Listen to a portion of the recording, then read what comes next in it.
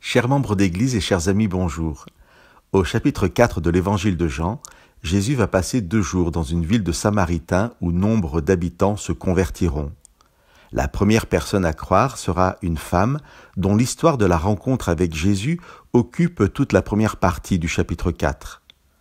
Lorsque cette femme partage ensuite son expérience avec les habitants de sa ville, elle leur dit « Venez voir, il y a là un homme qui m'a dit tout ce que j'ai fait. Serait-ce le Christ ?» Et Jean précise au verset 39 que beaucoup de Samaritains de cette ville-là mirent leur foi en lui à cause de la parole de la femme qui rendait ce témoignage.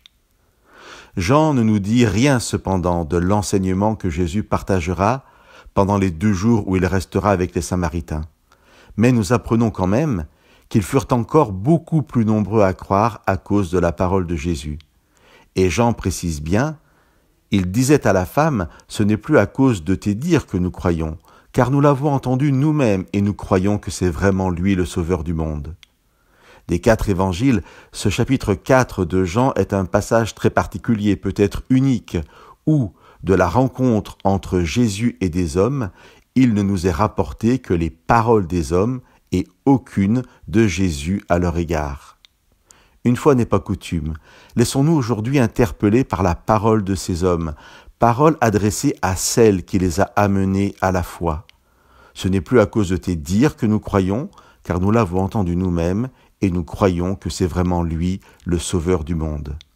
Pouvons-nous, aujourd'hui, nous aussi prononcer de telles paroles envers celui ou celle qui le premier nous a parlé du salut en Jésus-Christ? Très concrètement, nous ne pouvons pas, comme les Samaritains, aller parler avec Jésus.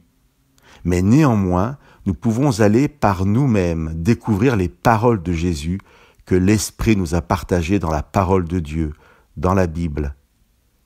Cela vous fait peut-être penser à la célèbre remarque de Luc sur les habitants de Bérée.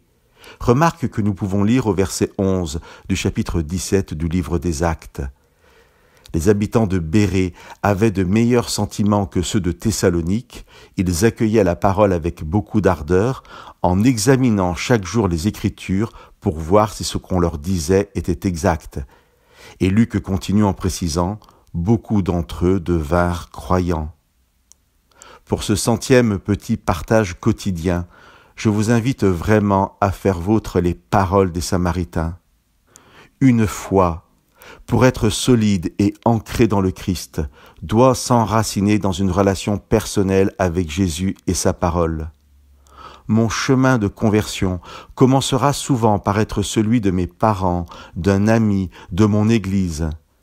Mais il ne pourra être vraiment le mien et je ne pourrai vraiment bien m'y épanouir que lorsque je pourrai dire comme les Samaritains, « Nous l'avons entendu nous-mêmes et nous savons que c'est vraiment lui, le Sauveur du monde. » Que Dieu vous bénisse.